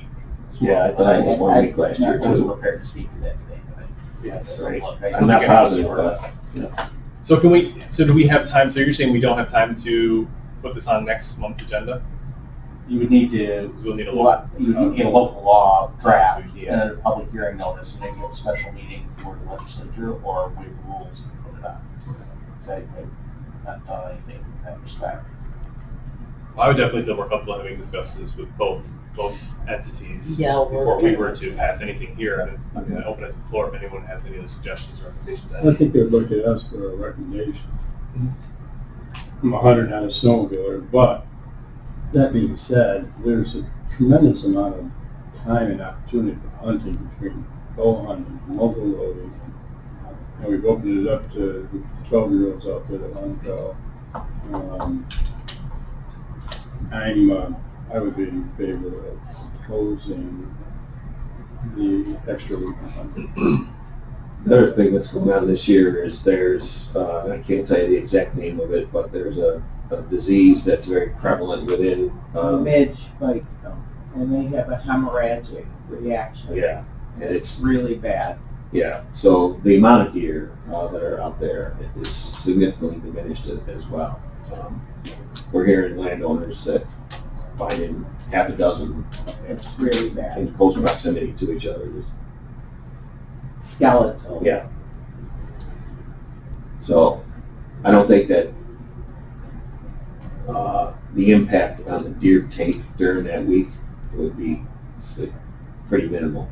And we would just be looking to set a public hearing, which wouldn't necessarily commit us to either way anyway. So maybe it would make sense to at least set the hearing. Is that something we should do with the rest of the? You gotta have the law Yeah, you first. gotta get the law, and then I want to make sure this passed. Yeah. At the state level, so we can, I sent this email a while back. And I seem to recall that the state made it difficult to opt out because we had to do it every year. Yeah. It was specifically, Right. And this is only in the southern zone, so like, only a portion of Oswego County is impacted by this. Okay. It's only south of Route 49. Well, south of Route 49 and west of Route 11, up through like Alaska and over. There's no need to do this. I would oppose this. Oppose opting out or? Oppose opting out, Oppose yes. So you don't want to opt out? No, I think we should leave it as it is. The one with the extra week of hunting. It doesn't include the Tug Hill. That's where the snowmobile is. Well, A lot of times snowmobiles aren't even out before Christmas or at that time of year. yeah, I brought that up to the Pulaski and Mexico clubs, and they seem to feel quite different about that. So, because that was the first question I asked, how much snow really do you have during that period? And they felt that, it was still a significant opportunity for them, but that varies from year to year. None of us can predict the weather, but 11 to the Salmon River, and then over to Lake Ontario, you're still right in that snow belt area. But you said it was west of 11. Yes. Yeah. West of 11, from 11 to the Salmon River and over to Lake Ontario. So it's just the southern zone. In other words, you know where I live. Yeah. I'm in the northern zone. Across the street's the southern zone. But so you're saying that this week is only in the southern zone, this week of actual additional hunting? Yes, as adopted last year by the DEC, this only impacted southern zone. So I think if people saw the map of where this is actually open, it's almost irrelevant.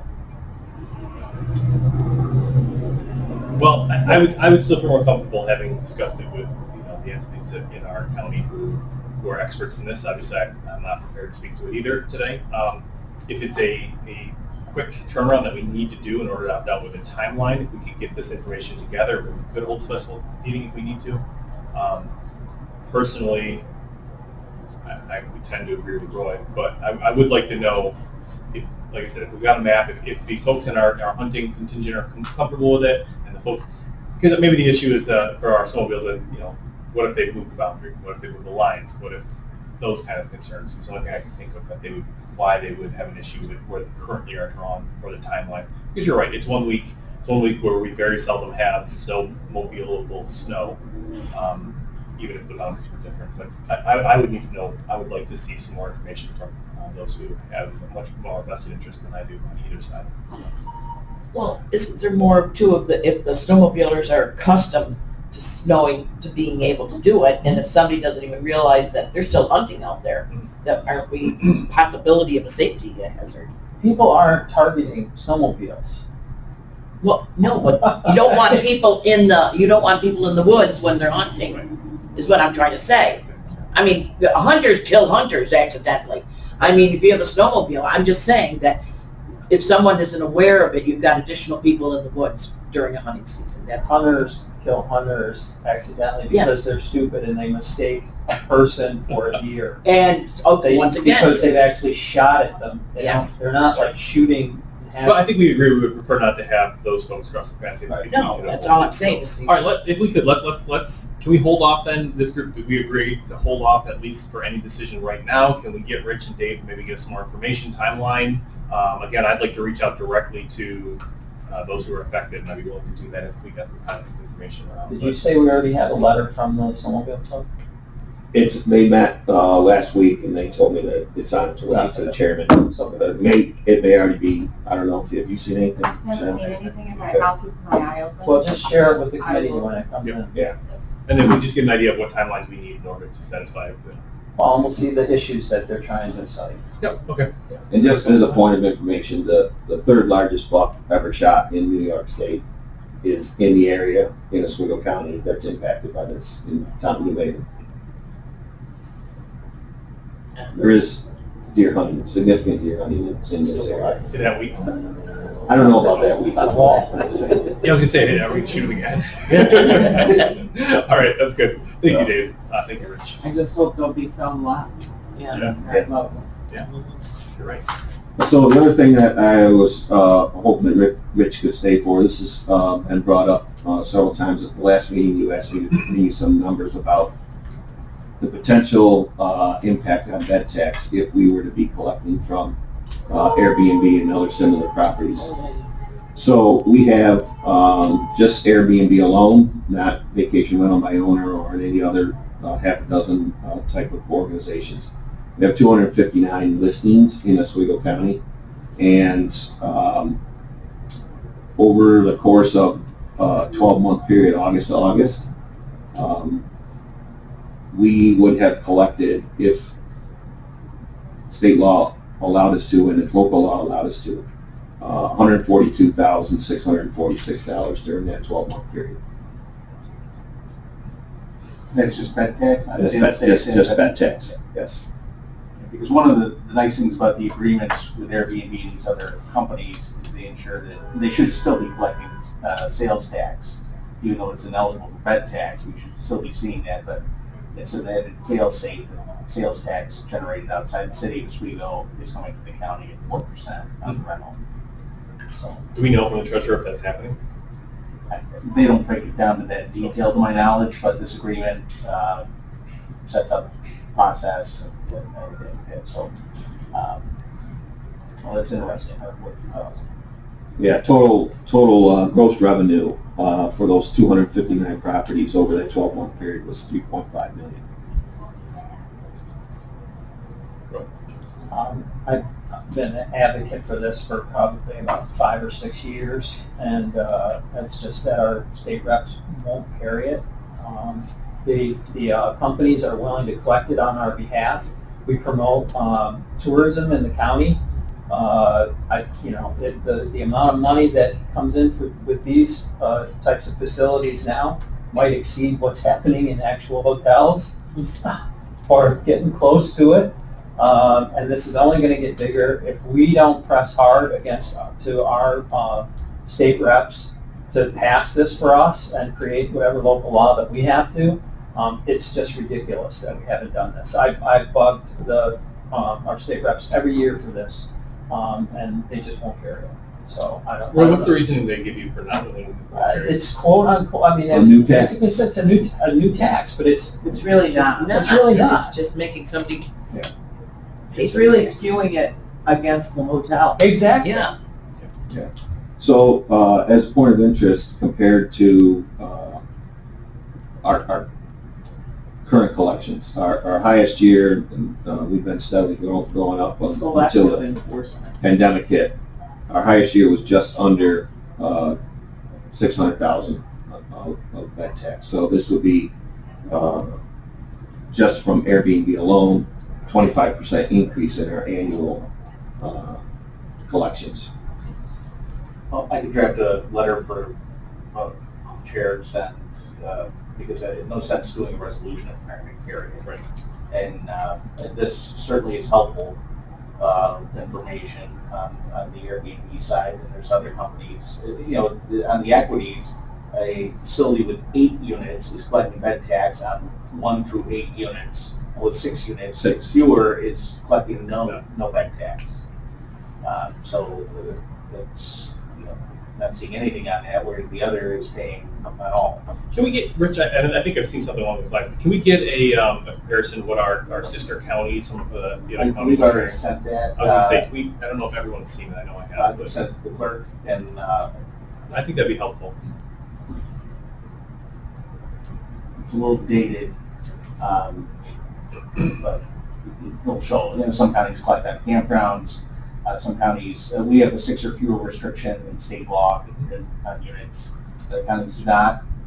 One county is 25 or fewer restriction, but it's all over the map on this bed tax authorizing legislation. And ours is under, I think, 1202H of the state tax law. Would you like it to all the legislators or just this committee? I mean, personally, I think, especially if we as a committee plan to support something like this, I think it'd be helpful to have the entire legislature see it. Rich, didn't we already draft something? We did a resolution, and it went nowhere, I think in 2017. Yeah. It went nowhere by way of state legislation. And then it's sort of been kicking around. I don't I don't know if Jim has sent another letter, but process-wise, it makes sense to see the state senator and assembly reps are on the board carrying this, as opposed to you're just doing it and putting names on it. So a letter from the chair asking if there's interest, if they would, showing some rationale, I think would be a good first finger start. It's a good discussion. So if I can continue Yeah, sorry, on bed tax, the third quarter's in, and I'm happy to report that, you know, we're significantly ahead of last year, which you hope and expect that we would be. We're about even with 2016-17, only about $15,000 behind 2017 and 18, and not even about 30,000 behind 2018 and 19, which is our highest year on record. So if we have a good fourth quarter, we'll be well ahead of last year and back on track to where we should be. That's great. And just to remind the committee, you know, a number of our information staff, a number of our tourism staff, a number of outreach, some of the projects that we did with high water recovery came from the funds that, you know, obviously we collected bed tax. So it's an important funding stream for this county, for our tourism, and really for a lot of what we hope to do with our development. Yeah, well, I mean, they're benefiting from all the promotion that we do without having to pay that portion of the bed tax, and it would be seamless because these companies are just going to include it as a small portion of your fee. People are essentially not even going to see it if they don't look at the fine print. And for anybody who travels, pretty much is accustomed to paying some kind of occupancy or resort tax when you go somewhere. Yeah, resort fee. It's not a big deal. Yeah, so all these people, they've gotten a head start. They haven't had to, you know, they're underway. They're making money with their Airbnbs, or there wouldn't be so many of them, and they would be thriving. And you know, they create hassles locally too. I mean, you know, all of a sudden somebody has a beautiful lakefront house, you know, whether it's up here on Oneida Lake or a riverfront house, and next door, you know, they don't care where they rent to, and there's a house party going on with 50 kids or something, you know, and that's happening. And they're trespassing on, you know, using the neighbor's dock and, you know, crazy stuff like that. Yeah. Which this obviously was fixed, but at least we make some money out. It won't, but, you know, they've got a head start. They're making money. They ought to, this tax, we ought to be collecting on behalf of the tourism department to continue to promote the county. Well, I agree, like with Marie said, selective enforcement. We're only enforcing it, you know, above 6. So, agreed. Yeah, my question is, how would we enforce it? Who would enforce it? Who would police it? So the treasurer's office polices it once you're registered as a lodging facility. They have a database and they send the bills out. Well, they don't send the bills out, but they send out the notice that your report is due, and they report on their gross revenue and then the portion of that which would be taxable. And then they chase after people who are late and who don't pay. Just like sales tax. Yeah. But that won't, enforcement is hardly going to be an issue with Airbnb or VRBO because they're automatically going to include it in their fees, and they're going to, so we'll have to check one organization to see how many reservations did you have in this county, you know, and did you pay that tax, and it's going to be in their best interest to do it right so they can stay in business in the county. And I think it'll be good and helpful too for us to actually be able to measure what is coming into this county. It's a little bit tricky with some of these. Just you got a house that pop open and they, you know, especially if they do it on their own, it's hard to get that data. I think this will help us to really know what is coming into our county and if our efforts are working. I think. Well, and the people that are doing it on their own are not making the kind of money that, or having the kind of continuous use that people that are using these organizations are. All right. Good discussion. Ed, do you have anything else? No. Okay. Paul, do you have anything on this? Or feel comfortable? Morris, anything? Okay. Just one thing for Rich's clarification as this goes forward. As he mentioned, some counties collect on campgrounds, some don't, but we currently don't. However, if you have cabins that you own, 6 or more, as part of your campground, we do collect on those, but we don't collect on camp sites. And there's a topic that you might want to involve Rich in if you decide that you want to go any further with that. And that's longer term as well, right, Dave? So those who have a camper that they pull onto a site that stays the entire summer, is that included or no? Currently? No, if it's a campsite and the structure's not owned by the campground, then it's not taxed. So we went so deep on this that we went through all of this back then when we tried to push this forward. So Rich already had, I mean, it's already developed. The language that we were trying to put into the state law to have this happen was already developed. We could just take that same language, review it, and see, did we miss something? Is there something we want to include? This isn't the first time we've done this. No, it isn't, but it's 17, I think was what it was, or somewhere on I that think page. it was 17. I mean, Like I said, it was, we've been pushing for this for a long time. No, the only point is we've had half the legislature turnover in the last 4 years, so it would be helpful to get that information out, to recirculate. Right, so what I'm saying is that we have it, and, however forceful we need to be to try to push this forward, we should. I mean, if a letter from the chairman is inadequate, the entire legislature agrees, then we should do that again. You say that the different counties do different things, but are other counties asking for the state law to change, to allow us? Everybody's enabling legislation is individual and specific to them. So no two are the same. But their state reps their state reps are the ones that have to carry it through the state legislature to take that chunk of language and put it into their law, so ours can function. Okay, so in other words, the state has allowed different counties to do different things. Exactly. Uh-huh. Would we need all of our to carry it? We just need one of them to carry it, right? Well, you need it in both houses. I'm more meant, we have two assemblymen, is my thought. Yeah. We have one senator, two assemblymen. So Yeah. I think it would help to have both of them. Yeah. I figured so. Okay. Do you want me to send that draft out to you guys? From Rich, Yeah. the draft of the last one. 2017. Yeah. Yeah. Send that out to you, so you can review it. I mean, it's not less than a page. Yeah. We should find, was that a letter that the chairman sent out? Was it a resolution we Resolution, passed? but legislature requested. It was a resolution along with the language that we're asking, I believe, to be put into the state law that specified the things that we were going to do. So if everybody saw that, they'd see the things that we chose to include. And I don't recall exactly what it did with campsites and things. I think it excluded them. Right. I guess I'm still thinking is that, so the state has already approved for a county if they want to charge everybody. It's already, for dozens of counties. Okay, Most so I don't counties- see what the why can't? Okay. Because it has been perceived as a new tax that they did not want to carry. Okay. Basically, it wasn't their idea. All right, this is Okay. good discussion. So, you're good. Dave, you know what we're looking to do here. Yeah. Anything else? Okay, great, thank you. Okay, a couple of things quickly. This also came in late. We have requests by the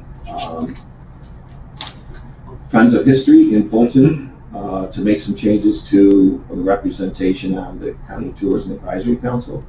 They're requesting that, and we're requesting that Tom Brown, president of that association, and Sarah Conley, their secretary, Sarah would be the alternate member, but requesting that Tom Brown be appointed as a member of the Tourism Advisory Council. So that's an action by you guys to make a recommendation to the chairman, and he can just forward that. Is there vacancies, Dave? Yes. Any reason why there'd be an issue with that person or that entity having a seat on the tourism? No. In fact, he's been attending meetings out of just personal interest so far. So we need a resolution to We need vote on it? a motion. I'll move it if we need it. I'll second. Okay, we got a motion and a second. Any discussion? All in favor? Any opposed? and that just goes Motion to recommend. To Jim. Yeah. from you to the chairman. Yeah. Perfect. Thanks, Dave. And then you saw, this is a point of interest, Dave Owens, who does graphic work for us, has been recognized for his work in creating some retro promotions for the National Park System. So he has a private business on the side, and I just wanted to inform you of the types of skills and abilities that we're very, very fortunate to have on our team. Dave, I want to add just something about Dave, because we've used him numerous times on different things, and he really does good work. They've done a great job.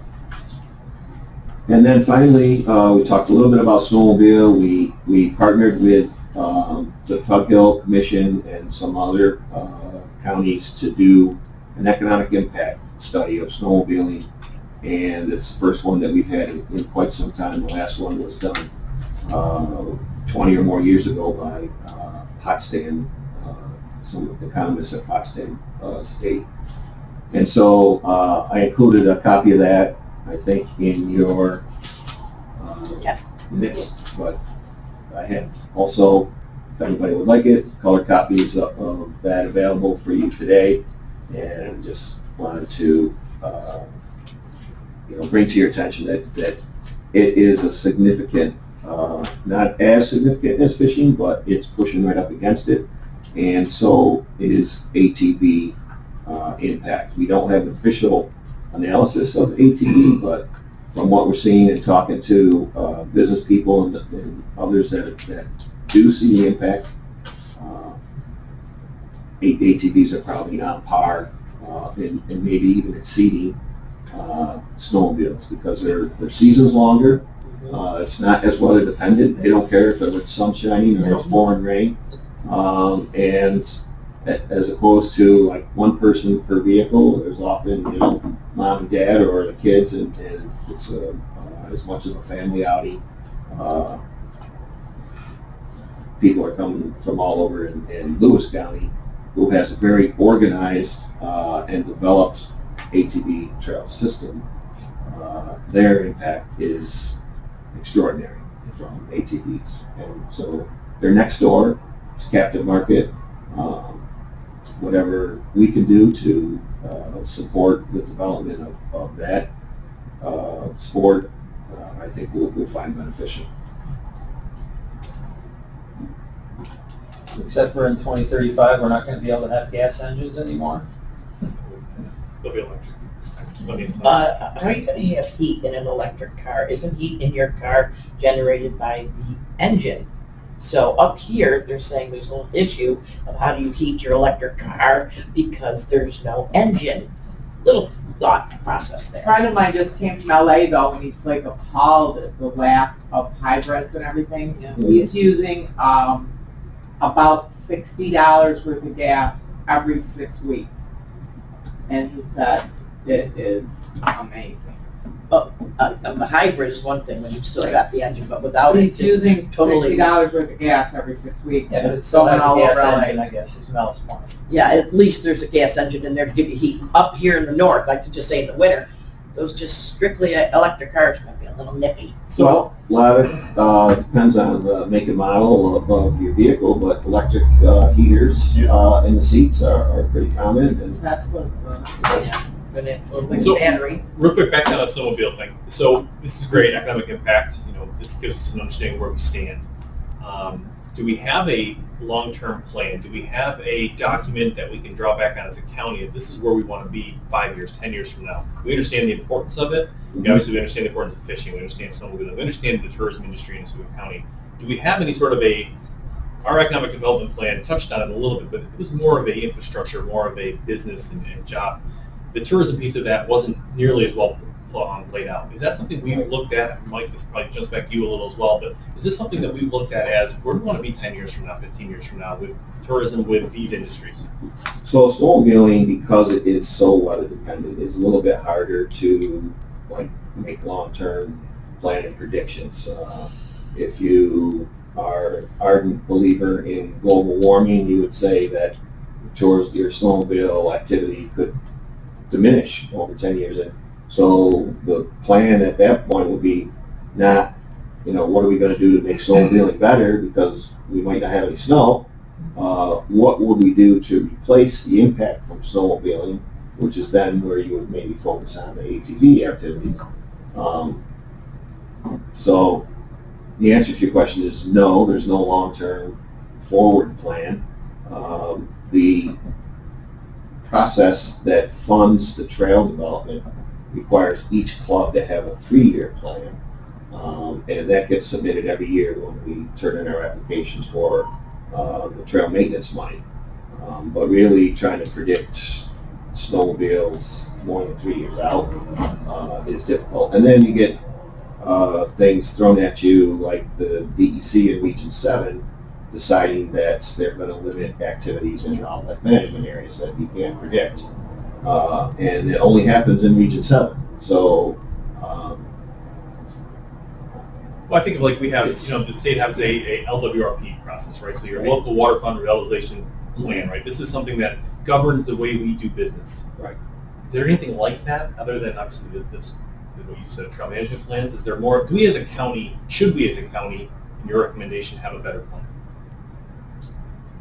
I think if the county was going to engage in long-term planning for snowmobile and even ATV activity, we'd want to have guys like Joe at the table and talk about county reforestation properties and how they're used, highway properties that we own that maybe are within access of existing trail systems.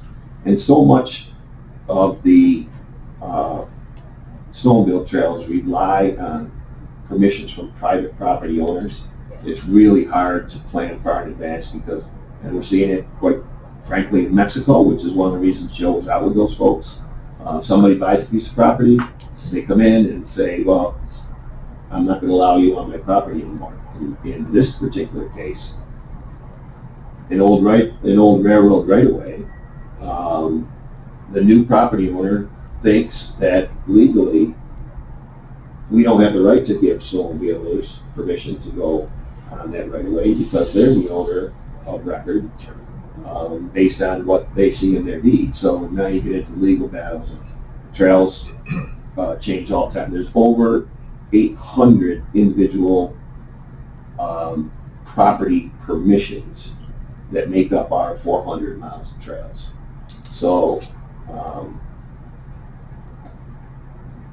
it'd be a pretty difficult project to make that a long-term plan to say this is what our trail system's going to look like. So there's so many pieces that we can't influence. Well, when you say can't influence, I almost wonder if we had a plan in place, if there was funds in place. I mean, listen, we just talked about potentially another $142,000 in bed tax money. So we understand the importance of that trail system. There may need to be, at least my thought would be, there may need to be some sort of a plan that we as a county have that would either open up funds for the additional management, maybe rental fees. I mean, again, most of these trails are, at least in the interactions I've had, are folks who are willing to offer these. The issues that many of them have is it's either not well maintained or a trespass or damage to their property. Those are the type of things that we as a county could help fund in a certain way. Maybe there is, I don't know what it looks like. My point is, I think it's important. I think we need to have this.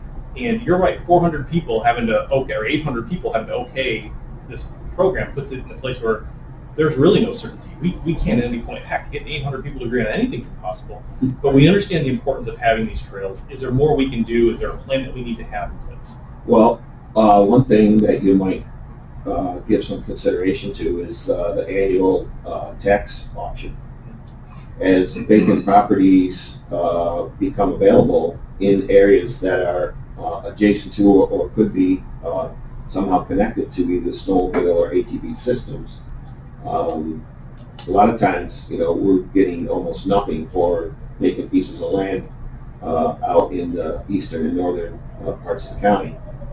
We wouldn't be losing much if we were to perhaps take a piece of that, put it into the system, and then the next year sell the balance off. That's the road frontage or something,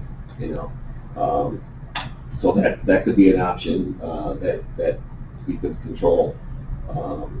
Trying to create some long-term place that wouldn't require an annual. I mean, the county as a landowner, we are part of those 800. Every parcel that we okay, we're part of that 800. But if we specifically were going to take some of those tax properties and incorporate them into the system. Not only could you have a bigger and better system, but you'd have control over more of the land going forward. So it's pretty good. Does it require a license to have ATV? Yeah. You have to have registration. There's not like a ATV driver's license. No, but you gotta be a certain age before you can Yes. drive it. Yeah. And you're not supposed to drive them on the road. Well, they do anyway. I know, but see, that was one of the things I was gonna say is, you want this plan, we get all of this money into the tourism to bring people there, but we also have to respect the law enforcement of making sure. You have to increase the awareness of, because I get complaints all the time of the ATVs. Well, we do have roads within the trail system that have been authorized for ATV Right. use. Right. What about rail beds? Are all the rail beds that are defunct, I mean, is there one that heads toward Fairhaven? I mean, Fairhaven's got a hell of a system that takes off right there in the village, goes all the way to Woket. It's like beautiful. Yeah, So- we're connected to that. How do we So- get to it? How do you connect to it from Oswego? For the snowmobile trail or the ATV? The ATV, Um, but even the bike trail too, for Yeah. that matter. There's a lot of biking going Show those on. fat tire bikes too. I Oh, can't, too. yeah, I can't tell you off the top of my head specifically where the But I trail thought systems there was are. a blockage somewhere where you can't get through to Fairhaven. Well, there's a rail bed property known as the Hojack Trail that runs through out by what used to be Regan Silver Lake that there was some problems with years ago, and we just stopped access to that. But And there's, there's also a washout on the Carter farm, 10 Yeah. million gallons, destroyed a pond. But I think So- that's all part of the bigger discussion that we Yeah. need to have, and right now it's probably not the best time for it, but let me kick to Ed here and maybe we can. Is there a document like this for the ATV? there is not, no. Be a good one, maybe. Yeah. Yeah, so this was funded, the Tuckhill Commission got a small grant, and then each of the counties that have land within the Tuckhill region chipped in some money, and that's how this particular study was funded. You see actually all the people at the bottom that participated. I think Operation Oswego County was included in that. Great, so if I could then just for the purpose of closing this up here, unless there's anything else that's urgent, Rich, go I ahead. just want to let the committee know, I've sent you the initial conversation I had with Dave on the deer hunting with an excerpt of the map of the southern and northern zones, and we'll find out if that regulation was adopted. I've also sent you a comparison of hotel tax, which shall be in your mailboxes with several different counties, state authorizing legislation. If you have questions, let us know. There's also a local law, but state law is what the hurdle that we have at us right now, so. Okay. Roy, did you have something?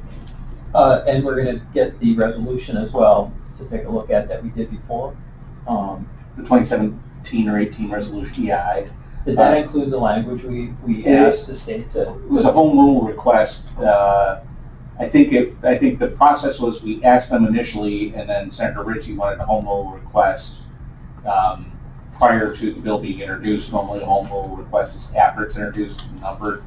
But I think the process would be to write or contact them first, and then we do have that resolution as well. But you can see. And this is a good time of year to do it because it won't happen until the budget next year. Right. Okay, great. Or the next session. Yeah. Of the budget. All right, thank you again, great meeting today, everyone, appreciate all your input. We got a lot of next steps and action items. Do I have a motion to adjourn? Motion. Ed, second. Roy, all in favor? Aye. Thank you, everyone.